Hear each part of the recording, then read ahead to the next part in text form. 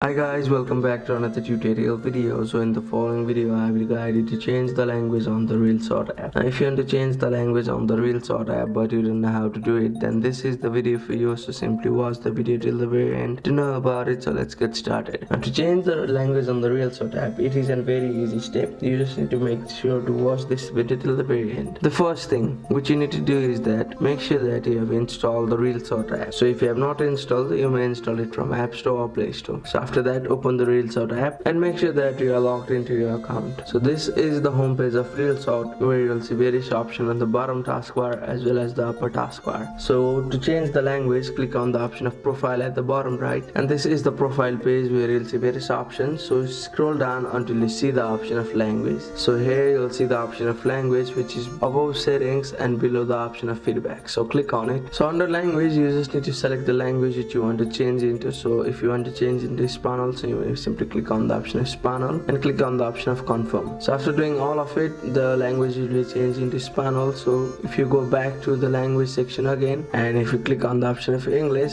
and it will be changed back to the English language. So that's it. That's how you can change the language on ReelShort app. Thank you for watching the video. Please don't forget to like the video and subscribe to our channel. Thank you.